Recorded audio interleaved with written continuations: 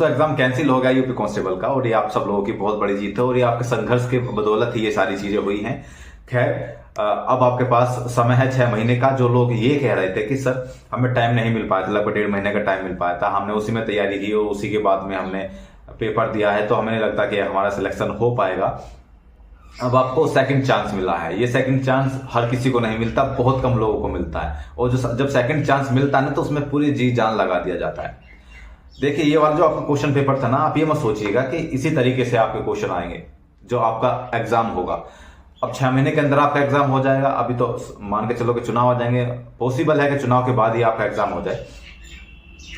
अब आप उसमें देखिए कि अगर आपके जिस तरीके से क्वेश्चन आए थे इस वाले एग्जाम में, जरा ध्यान से सुनिएगा, और थोड़े से इजी थे, इजी टू मॉडरेट थे। हालांकि पेपर थोड़ा लेंथी था लेकिन क्वेश्चन इजी थे। तो आपको क्या लगता है कि आने वाला जो एग्जाम होगा आपका, वो थोड़ा सा इजी आएगा, इसी तरीके का एग्जाम आएगा? बिल्कुल नहीं। ये यूपी का इतिहास रहा है दोस्तों कि जब जब एग्जाम कैंसिल हुआ है तब तक आपका जो नेक्स्ट एग्जाम हुआ है वो टफ ही हुआ है। टफ इन द सेंस, जैसे कि हमारा यूपी जो एसआई था उसका एग्जाम लीक हो गया था, तो वो कैंसिल हुआ था 2016 में। जब 2017 में हमारा एग्जाम हुआ तो वो इतना टफ था, आप सब लोग जानते ही हैं, मुझे बताने की जरूरत नहीं है, आप उसके प्रैक्टिस सेट जाकर के देख लीजिए। बहुत टफ एग्जाम था। उसके बाद में 2018 में शायद यूपी कांस्टेबल का एग्जाम लीक हुआ था, वो दोबारा एग्जाम हुआ था, तो वो भी टफ आया था, वो भी इजी नहीं था। मतलब जो एग्जाम का लेवल पहले था ना लीक होने पे, उसके बाद जो एग्जाम होता है वो टफ ही होता है। तो आपका जो एग्जाम होगा ना वो टफ ही मान करके चलिए। आप ये मत सोचिएगा कि इस तरीके से आएगा था, इसको तो मैं ऐसे ही एग्जाम को निकाल दूंगा, बिल्कुल मत मान के चलिए दोस्त।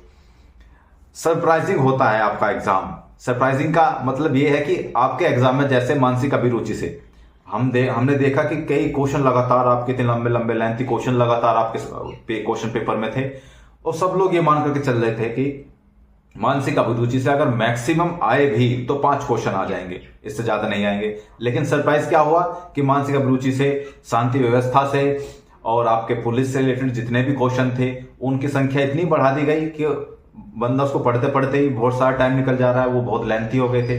तो एक टॉपिक सरप्राइजिंगली ऐसा दिया जाता है एग्जाम में। अभी आपके एग्जाम में क्या दिया गया? देखिए, शांति व्यवस्था, मानसिक अभिरुचि और पुलिस से रिलेटेड जो क्वेश्चन थे, जैसे उनकी छुट्टी, उनका वेतन, इस तरीके के क्वेश्चन उसमें दिए गए थे। वो सरप्राइज ही था आपके लिए, है ना। आपको नहीं पता था कि इतने क्वेश्चन आ जाएंगे, और मुझे लगता है किसी को भी नहीं पता होगा कि इतने क्वेश्चन आ जाएंगे, लेकिन फिर भी आ गए। तो जब आपका नेक्स्ट एग्जाम होगा तो उसमें भी कोई ना कोई एक ऐसा टॉपिक रख लिया जाएगा जो सरप्राइजिंग आपको अचंभित कर देगा। तो इसलिए जितने भी आपके सब्जेक्ट हैं, जितने भी आपके टॉपिक्स हैं, उनको बहुत अच्छे से करके जाइएगा और मान करके चलिएगा कि नेक्स्ट एग्जाम में भी हमें सरप्राइज मिलेगा। और वो क्या सरप्राइज होगा? हो सकता है कि आपसे जनसंख्या से रिलेटेड वो सारे इतने सारे क्वेश्चन रख दे, है ना। हो सकता है फिर से वो मानसिक अभिरुचि से इतने सारे क्वेश्चन रख दे, कुछ भी रख सकता है। तो कुछ ना कुछ जरूर आपको सरप्राइज मिलेगा। सरप्राइज मिलता है तभी तो मेरिट लो जाती, तभी तो बच्चे छटते हैं। तो इसीलिए आने वाला जो एग्जाम है उसकी बहुत बेहतरीन तरीके से आपको तैयारी करनी है। आपको पास 6 महीने बचे हैं। 6 महीने में हो सकता है कि चुनाव के बाद आपका एग्जाम हो जाए, तो बहुत अच्छे से हर टॉपिक को कवर करके चलिए। अब आपने जो पढ़ा ना, अब मान करके चलिए ये प्री बोर्ड था आपका, जैसे हम 10th और 12th में बोर्ड देते थे, तो ये प्री बोर्ड था आपका जो आपका अभी एग्जाम हुआ। अब बोर्ड का एग्जाम अब होगा आपका, यानी कि फाइनल एग्जाम। और अगर आपको ये लगता है कि इस तरीके का एग्जाम तो हम ऐसे ही फोड़ देंगे और इतना इजी क्वेश्चन पेपर आएगा दोबारा, तो बिल्कुल नहीं आएगा। टफ तो जरूर आएगा। और इसीलिए बता रहा हूं कि हर चीज को, हर टॉपिक को बहुत अच्छे से, बहुत प्रैक्टिस करके जाइएगा। और जैसे मैथ हुआ, रीजनिंग हुआ, ये सब चीज तो ठीक है, लेकिन जो जैसे मानसिक अभिरुचि क्वेश्चन आए हैं, पुलिस से रिलेटेड क्वेश्चन आए हैं, उनको भी बहुत अच्छे तरीके से पढ़ करके जाइएगा।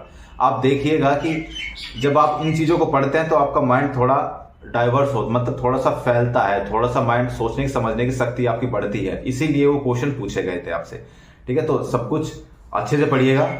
और किसी भी चीज की अगर जरूरत होती है, अगर आप लोग कहेंगे, तो पुलिस से संबंधित, शांति व्यवस्था से संबंधित और मानसिक अभिरुचि से संबंधित आपको अगर पढ़ना हो तो आप मुझे कमेंट बॉक्स में बता दीजिएगा। तो वहां पर मैं आपको यूट्यूब पर बिल्कुल सारी चीजें बहुत अच्छे से पढ़ा दूंगा, क्योंकि मैं तो जीता ही इसी चीज में हूं। मैं तो जो भी इसी चीज में कर रहा हूं, तो फिर उसमें कोई दिक्कत परेशानी नहीं होगी मुझे, और आपको बहुत अच्छे तरीके से समझा भी दूंगा।